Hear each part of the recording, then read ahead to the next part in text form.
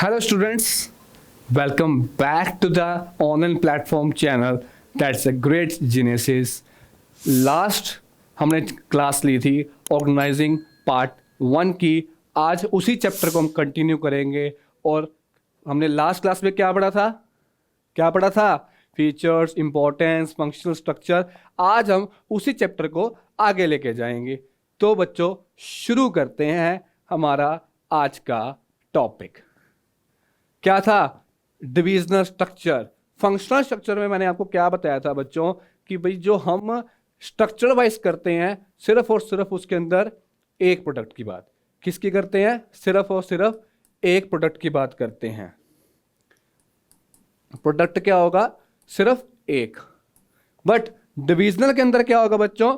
Divisional के अंदर आपके पास मोर देन वन प्रोडक्ट होंगे।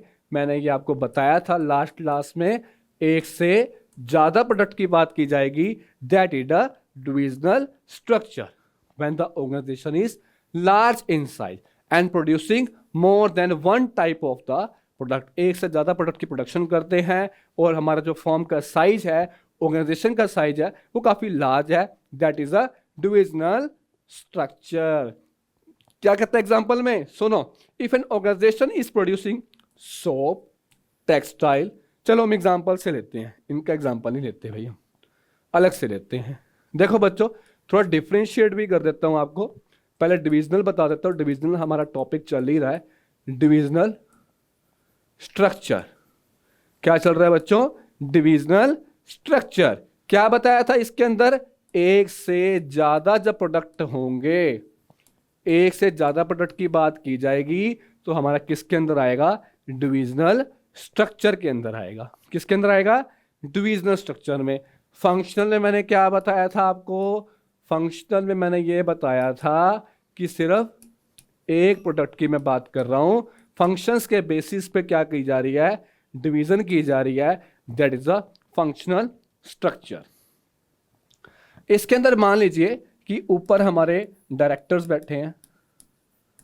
डायग्राम के बेसिस पे आपको बता ही देता हूं, फिर आपको अलग से दोनों के डायग्राम्स दिखा दूंगा। मान लीजिए कि इसके अंदर अलग अलग डिपार्टमेंट्स हैं। परचेज, प्रोडक्शन, मार्केटिंग और फाइनेंस। प्रोडक्ट एक है। प्रोडक्ट क्या बच्चों? हमारा एक। इसके अंदर क्या होगा? डायरेक्टर्स। मान लीजिए हमारी इंडस्ट्री दो चीजें बनाती है, कॉस्मेटिक्स भी बना रही हैं और मेडिसिन भी बना रही हैं। दो चीजें, प्रोडक्ट्स हमारे एक से ज्यादा हैं। अब इसके डिपार्टमेंट्स अलग अलग हो जाएंगे और इसके डिपार्टमेंट्स अलग अलग हो जाएंगे। दोनों के डिपार्टमेंट्स क्या हो जाएंगे बच्चों? अलग अलग हो जाएंगे। मतलब इसमें परचेज, फिर प्रोडक्शन, मार्केटिंग, फाइनेंस। सेम इसके अंदर परचेज, प्रोडक्शन, मार्केटिंग, फाइनेंस। ये सबसे बड़ा डिफरेंस है फंक्शनल और डिविजनल में। उम्मीद करता हूं आपको क्लियर हुआ होगा क्या इनमें डिफरेंस आ रहा है ना? इसमें एक प्रोडक्ट है, इसमें आपके एक से ज्यादा प्रोडक्ट्स हैं। अभी डायग्राम आएगा, देखते हैं क्या फायदे हैं। प्रोडक्ट की स्पेशलाइजेशन होगी, वहां पे ऑपरेशनल स्पेशलाइजेशन, ऑक्यूपेशनल स्पेशलाइजेशन चल रही थी। यहां पे हमारी प्रोडक्ट की स्पेशलाइजेशन चलेगी। एक प्रोडक्ट को फोकस किया जाएगा एक डिपार्टमेंट वाइज। अभी मैंने डायग्राम बनाया था कि जैसे कॉस्मेटिक्स का है तो कॉस्मेटिक्स पे फोकस किया जाएगा, कॉस्मेटिक्स वाले कॉस्मेटिक्स पे करेंगे, मेडिसिन वाले मेडिसिन पे करेंगे, मेडिसिन वाला कॉस्मेटिक्स में नहीं जाएगा। That's the product specialisation. Decision fast ले जाएंगे। कॉस्मेटिक्स का मेडिसिन डिपार्टमेंट से कोई लेना देना नहीं है, तो डिसीजन प्रोडक्शन कॉस्मेटिक्स वाला अपने हिसाब से लेगा, मेडिसिन वाला अपने हिसाब से लेगा, तो डिसीजन भी जल्दी होगा। अकाउंटेबिलिटी का मतलब मान लो कॉस्मेटिक्स की बात कर लेते हैं और मेडिसिन, अभी जो हमने एग्जांपल ये उसे कंटिन्यू कर लेते हैं। अब मान लो कॉस्मेटिक्स के प्रोडक्शन का टारगेट पूरा नहीं हुआ, मेडिसिन का हो गया, तो भाई कसूर किसका है? कॉस्मेटिक वालों का। तो जवाब यही देंगे ना, मेडिसिन वाले तो जवाब देंगे। तो अकाउंटेबिलिटी कहां से होगी हमें इजीली पता लग जाएगा।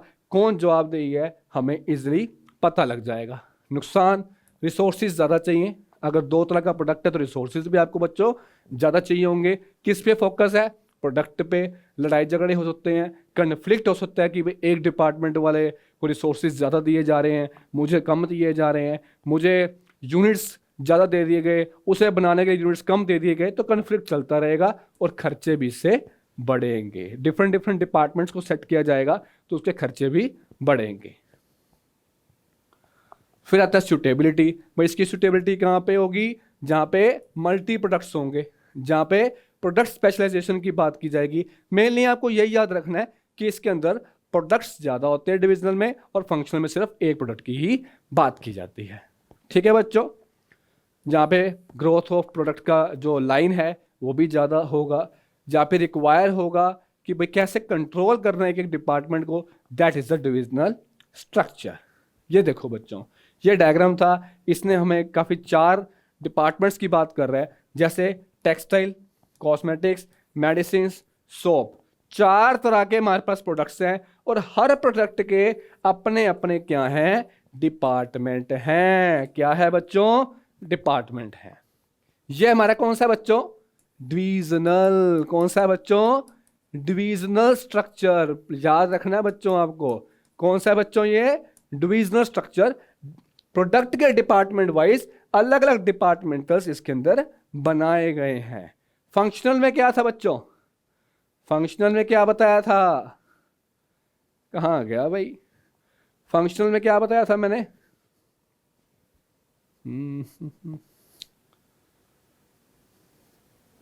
ये रहा। फंक्शनल में क्या बताया था मैंने? कि आपके प्रोडक्ट एक हैं और डिपार्टमेंट अलग अलग हैं, वो अलग अलग तरीके से काम कर रहे हैं। ठीक है बच्चों, याद रहेगा। चलो आगे चलते हैं। नेक्स्ट आता है हमारा, क्या डिफरेंस है फंक्शनल और डिविजनल में?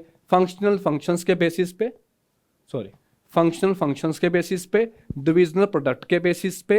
इसमें डिफिकल्ट है, अकाउंटेबल करना मुश्किल है। इसमें इजीली आप अकाउंटेबिलिटी कर सकते हैं।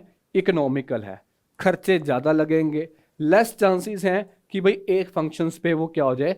एक्सपर्ट हो जाए। इसमें चांसेस ज़्यादा हैं। स्पेशलाइजेशन की बात करता है, किसकी? Functional specialisation. इसके अंदर प्रोडक्ट स्पेशलाइजेशन। ठीक है बच्चों, नेक्स्ट टॉपिक आता है हमारा फॉर्मल एंड इनफॉर्मल ऑर्गेनाइजेशन। आपने ना 9th और 10th में लेटर्स लिखे होंगे। लेटर्स 2 तरह के होते थे, एक फॉर्मल होता था और एक इनफॉर्मल होता था। फॉर्मल वो होता था जब आप प्रिंसिपल्स, अपने टीचर्स या किसी म्यूनिसिपल कमेटी, गवर्नमेंट ऑर्गेनाइजेशन को लिखते थे, वो आपके फॉर्मल में आ जाते थे। इनफॉर्मल में जब अपने दोस्त को लिखना है, अपने रिलेटिव्स को किस में लिखना है ना, अपने रिलेटिव्स पे लेटर लिखना है या रिलेटिव्स को लिखना है, फ्रेंड्स को लिखना है, दैट इज अ इनफॉर्मल। तो वर्ड आपको क्लियर है? पढ़ते हैं, है क्या? Formal organisation. सेम वही मतलब रहेगा। क्या कहता है? आपको ना कुछ कीवर्ड्स याद रखने हैं, अभी मैं आपको बताऊंगा, पहले हम मतलब समझ लेते हैं कि है क्या। When the managers are carrying on organising process, then as a result of organising process organisation structure बनेगा। किसके बेसिस पे? ऑर्गेनाइजिंग के प्रोसेस के बेसिस पे, जिसमें सिस्टमेटिक तरीके से क्या किया जाएगा? काम किया जाएगा। किस तरीके से किया जाएगा? सिस्टमेटिक तरीके से काम किया जाएगा। सही तरीके से आप रिसोर्सेज का क्या करोगे बच्चों? यूज करोगे। सब क्या है? ये फॉर्मल ऑर्गेनाइजेशन है, जहां पे authority, responsibility, superior subordinate relationship और डेजिग्नेशन मतलब पोजीशंस की बात की जाएगी, उसका आंसर फॉर्मल ऑर्गेनाइजेशन आएगा।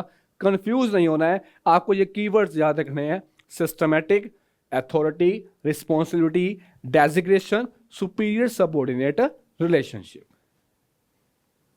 नेक्स्ट आता है, क्या फीचर्स है हमारे फॉर्मल ऑर्गेनाइजेशंस के? The formal organisation structure is created intentionally by the process of organising, achievement of organisation goal, assign a specific job. वही वर्ड्स आ रहे हैं, अथॉरिटी, डिसीजंस मेकिंग। आपको ना गैस करना है कि भाई फॉर्मल होगा इनफॉर्मल होगा, सबसे पहले तो आपको केस स्टडी दी जाएगी, उसके बेसिस पे आप देखोगे कि भाई फॉर्मल है या इनफॉर्मल है। ये जो कीवर्ड्स बता रहा हूँ ना, ये आपको हेल्प करेंगे केस स्टडी में, आपके एग्जाम में बहुत बड़े हेल्प करने वाले हैं। सुपीरियर सबऑर्डिनेट रिलेशनशिप, एक स्केलर चेन बनेगी इसके अंदर, एक चैन बनेगी, क्योंकि ये काम क्या है, फॉर्मल लेटर्स की तरह काम चल रहा है। टीचर्स को लिखते थे ना, ऐसी फॉर्मल ऑर्गेनाइजेशन है, रिस्पेक्ट की बात की जाएगी। फायदे क्या है, सिस्टमेटिक वर्क अभी बताया, अचीवमेंट ऑफ ऑर्गेनाइजेशन ऑब्जेक्टिव, सिर्फ ऑर्गेनाइजेशन ऑब्जेक्टिव्स की बात कर रहे हैं, पर्सनल कोई भी चीज नहीं आ रही इसके अंदर, पर्सनल ऑब्जेक्टिव्स आपके इसके अंदर नहीं आएंगे, सिर्फ ऑर्गेनाइजेशन ऑब्जेक्टिव से फोकस किया जाएगा। डुप्लीकेट काम नहीं होगा, 2 बार काम नहीं होगा, मतलब ओवरलैपिंग नहीं होगी, और कोऑर्डिनेशन बना रहेगा एक डिपार्टमेंट का दूसरे डिपार्टमेंट से। नुकसान क्या है, एक्शन डिले हो सकता है ना। अगर कोई लोअर लेवल को अगर कोई बात करनी है तो पहले वो मिडिल लेवल को करेगा, मिडिल लेवल से लोअर लेवल, मिडिल लेवल से सॉरी टॉप लेवल पे जाएगी, तो देरी हो सकती है एक्शन में।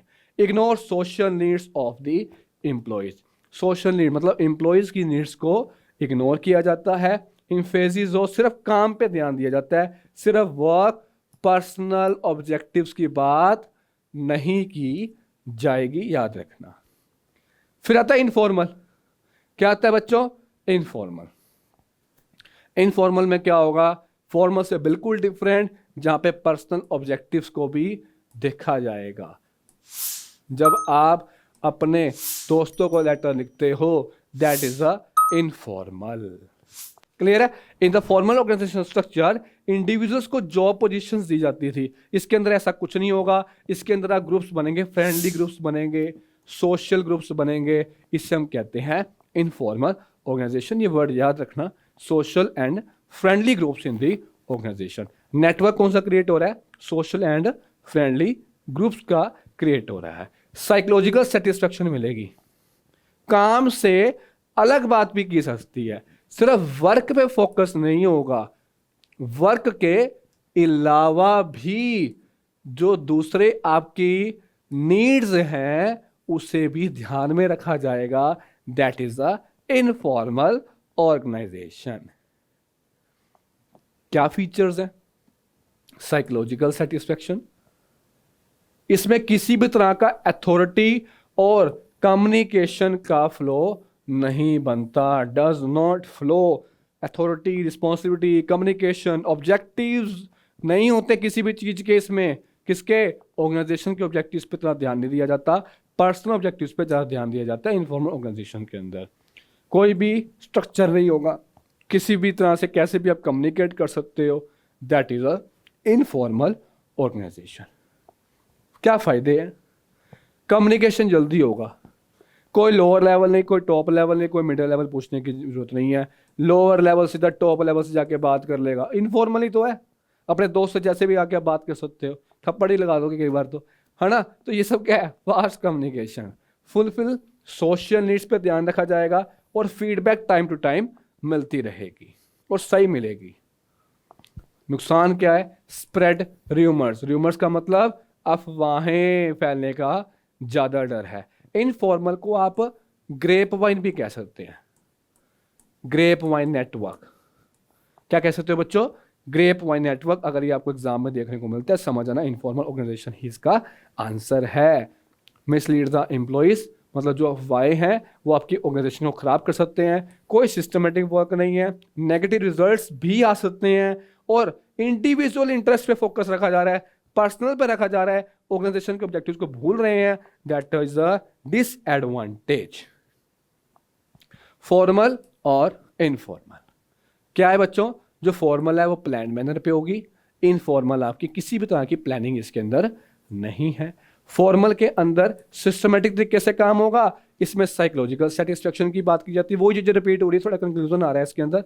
इसमें कौन डिसाइड करेगा, मैनेजर्स डिसाइड करेंगे क्या बिहेवियर है, क्या काम रहेगा।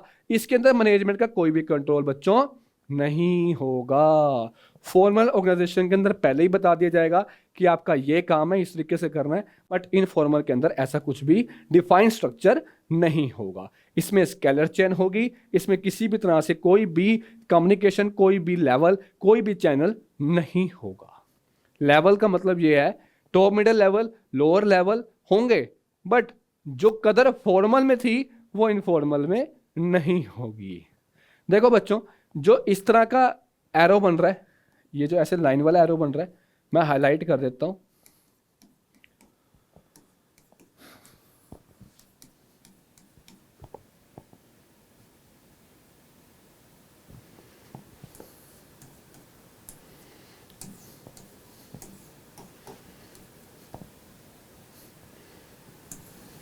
देखो बच्चों, जो मैंने रेड मार्क किया है ये आपका फॉर्मल ऑर्गेनाइजेशन है।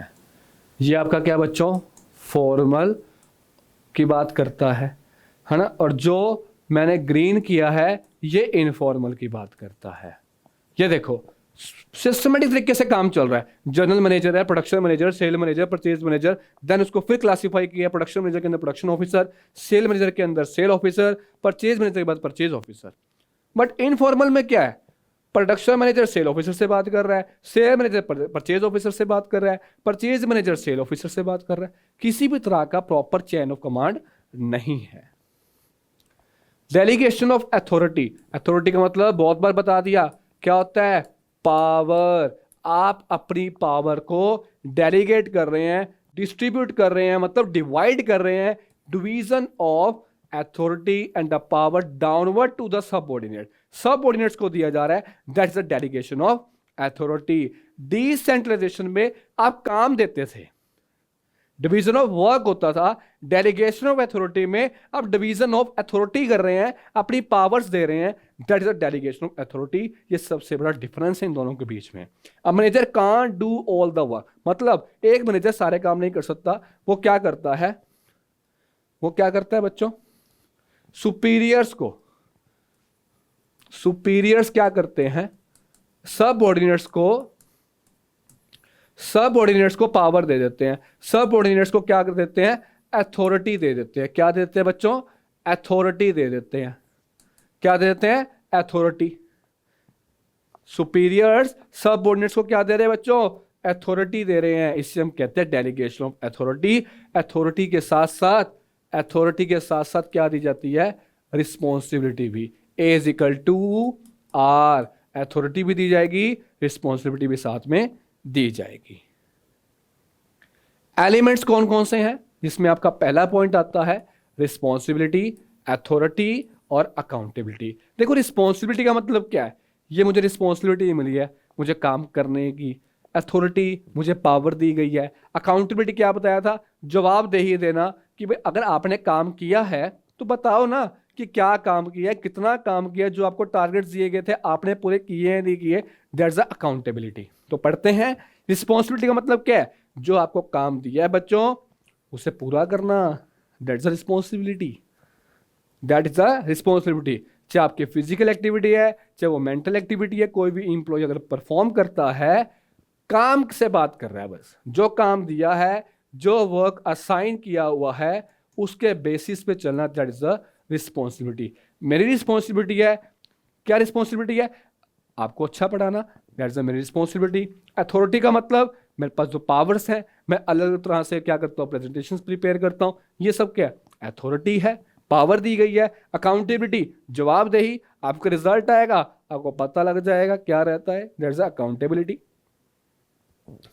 अथॉरिटी क्या बताया, पावर टू टेक डिसीजन, जो आपको रिस्पॉन्सिबिलिटीज दी हैं उसके बेसिस पे आपको अथॉरिटीज भी दी जाती हैं। मैनेजर्स क्या करता है, अथॉरिटी भी देता है और साथ साथ क्या देता है बच्चों, रिस्पॉन्सिबिलिटी भी देगा, नहीं तो काम नहीं हो पाएगा। फिर आता है अकाउंटेबिलिटी, जवाबदेही देना। क्या करना बच्चों, जवाबदेही करना, काम कितना कर लिया, कितना रह गया, काम पूरा क्यों नहीं हुआ, अगर रह गया है तो, अगर हो गया है तो कितनी जल्दी किया है, कैसे किया है, दैट्स द अकाउंटेबिलिटी। डिफरेंस क्या है रिस्पॉन्सिबिलिटी और अकाउंटेबिलिटी में, देखो रिस्पॉन्सिबिलिटी का मतलब है means all the physical and the mental activities to be performed by an individual in the organisation. Physical और मेंटल एक्टिविटीज वो परफॉर्म कर रहा है इंडिविजुअल, दैट इज रिस्पॉन्सिबिलिटी। इस पे उसकी ऑब्लिगेशन है, उस काम को पूरा करना है और बताना है। ये डेलीगेट नहीं कर सकता किसी सुपीरियर को, अकाउंटेबिलिटी को भी हम डेलीगेट नहीं कर सकते। देखो रिस्पॉन्सिबिलिटी को कुछ हद तक हम डेलीगेट कर सकते हैं, बट अकाउंटेबिलिटी को हम डेलीगेट कर ही नहीं सकते। याद रखना, accountability can never be delegated, याद रखना। रिस्पॉन्सिबिलिटी अपवर्ड जाती है, अकाउंटेबिलिटी भी आपकी अपवर्ड ही जाएगी। अथॉरिटी और रिस्पॉन्सिबिलिटी की बात कर लेते हैं। पावर टू राइट डिसीजन, इसमें क्या है, जो काम दिया गया उसे पूरा करना। फॉर्मल पोजीशंस की बात करता है, इसमें सुपीरियर और सबऑर्डिनेट रिलेशंस की बात कर रहे हैं। ये फ्लो करेगी डाउनवर्ड, डाउनवर्ड फ्लो करेगी, और ये अपवर्ड। कौन कौन अपवर्ड कर रहा था, रिस्पॉन्सिबिलिटी और अकाउंटेबिलिटी आपके अपवर्ड करे थे। इसे आप डेलीगेट कर सकते हैं, इसको पूरे तरीके से डेलीगेट नहीं कर सकते।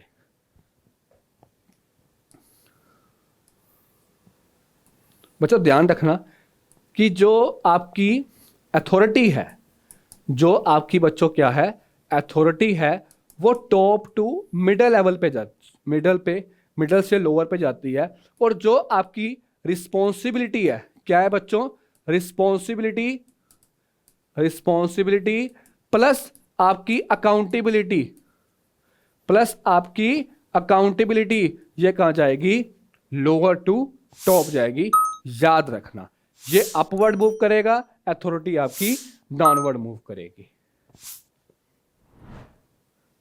तीनों में डिफरेंस है, अथॉरिटी, रिस्पॉन्सिबिलिटी, अकाउंटेबिलिटी। थोड़ा जल्दी में कवर करते हैं क्या डिफरेंस है। कंक्लूड क्या कहता है chapter, power to take decisions, ये वर्ड्स आपको बच्चों याद रखने हैं। Obligations, answerable. अकाउंटेबिलिटी में डेलीगेट कर सकते हो, पूरे तरीके से डेलीगेट नहीं कर सकते इसको, तो फिर अकाउंटेबिलिटी को आप डेलीगेट नहीं कर सकते। बच्चों याद रखना, आप डेलीगेट अकाउंटेबिलिटी को नहीं करोगे। कहां से बनता है, फॉर्मल पोजीशन से, डेलीगेशन ऑफ अथॉरिटी से, यह रिस्पॉन्सिबिलिटी से अराइज होता है। कहने का मतलब पहले अथॉरिटी दी जाती है, फिर रिस्पॉन्सिबिलिटी के बाद अकाउंटेबिलिटी दी जाएगी। डाउनवर्ड अभी बताया, ये दोनों क्या रहते हैं आपके, अपवर्ड। क्या रहते हैं बच्चों, अपवर्ड।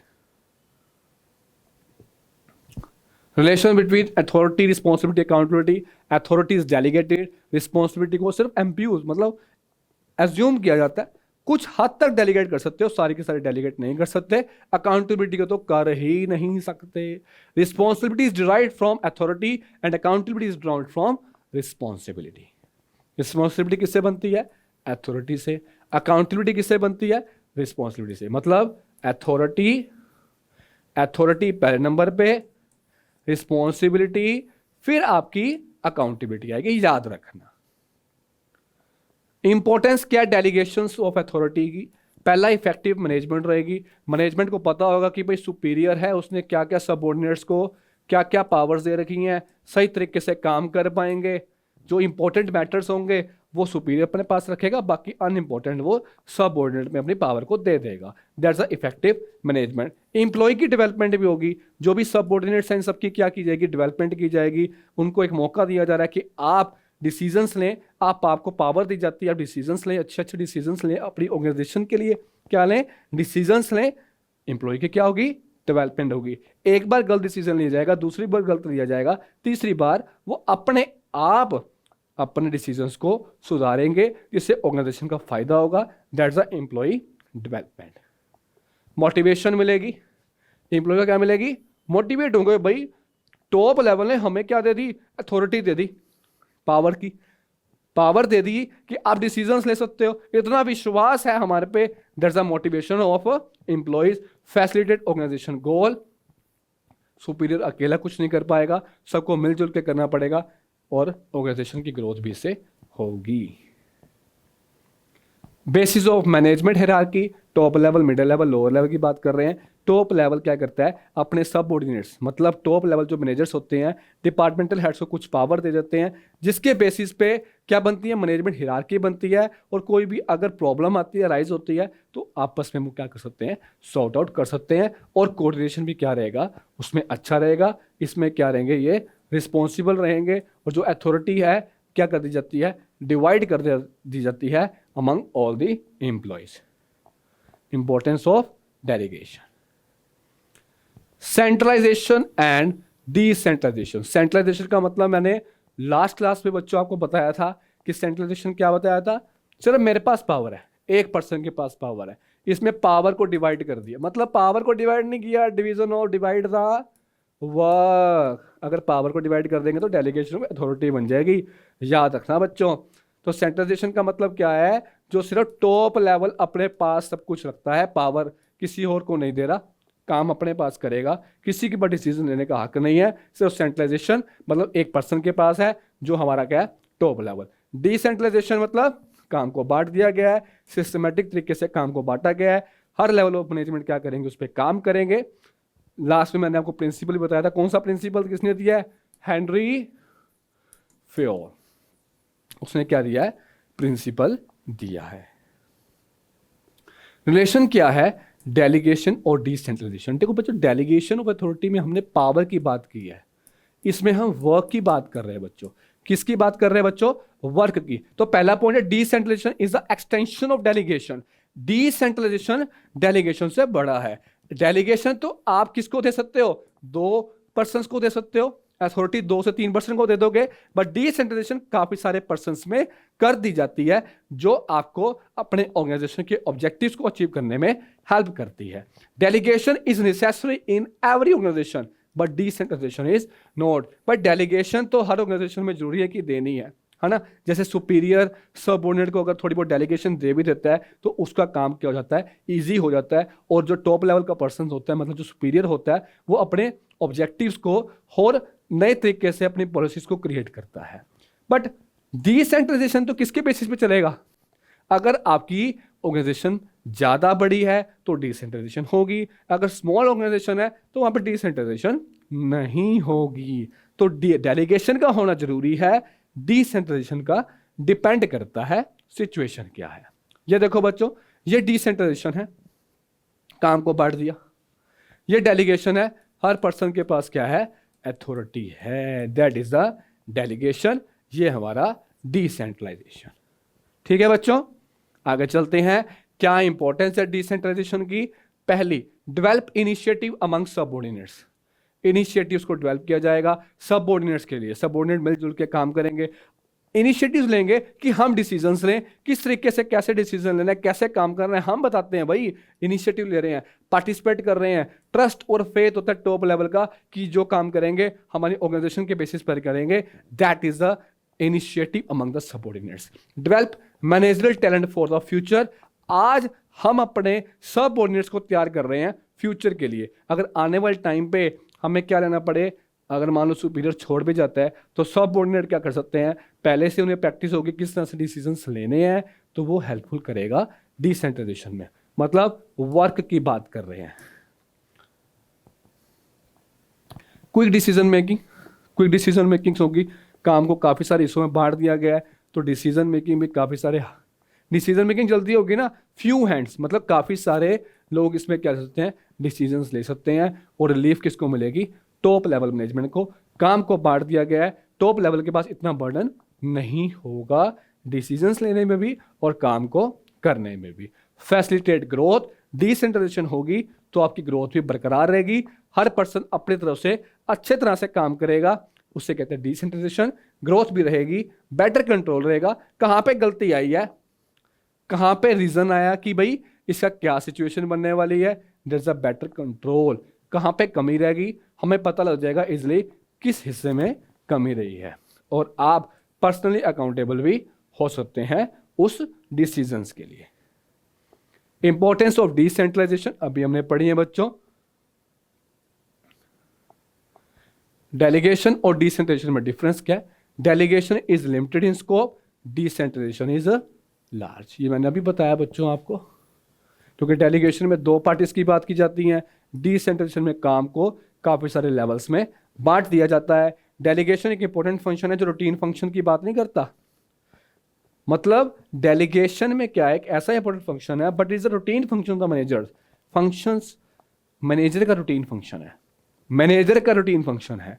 बट डिसेंट्रलाइजेशन क्या है, बहुत ज्यादा जरूरी है, डिसेंट्रलाइजेशन होनी चाहिए, क्योंकि अगर बड़ी ऑर्गेनाइजेशन है वहां पे डिसेंट्रलाइजेशन नहीं होगी तो सारा का सारा बर्डन टॉप लेवल पे आ जाएगा, तो स्मॉल बिजनेस में नहीं हो सकती decentralisation. In the process of delegation the manager pass the authority, जो मैनेजर होता है रिस्पॉन्सिबिलिटी को पास करता है, रिस्पॉन्सिबिलिटीज अथॉरिटीज दोनों को पास किया जाता है। डिसेंट्रलाइजेशन में पूरे काम को आज़ादी दे देती है कि भाई आप जैसे मर्जी काम करो, मुझे तो अपना काम पूरा चाहिए।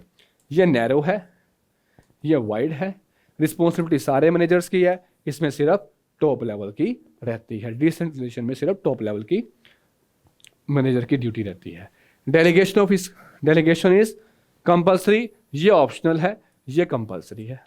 इसमें बर्डन कम होगा, इसमें सिर्फ सबऑर्डिनेट्स मतलब मिडिल लेवल का जो बर्डन है वो बढ़ेगा। Authority granted by immediate superior, इसमें अथॉरिटी सिर्फ टॉप लेवल के हाथ में ही होती है। ए ने बी को दिया, बी ने सी को, इमीडिएट है ना अथॉरिटी दे सकते हैं, बट इसमें टॉप लेवल के पास ये क्या रहेंगी, अथॉरिटीज रहेंगी। डिफरेंस क्या है सेंट्रलाइजेशन डिसेंट्रलाइजेशन, आप सिर्फ हायर लेवल के पास पावर है ना, इसमें अथॉरिटी दे देना हर लेवल पे।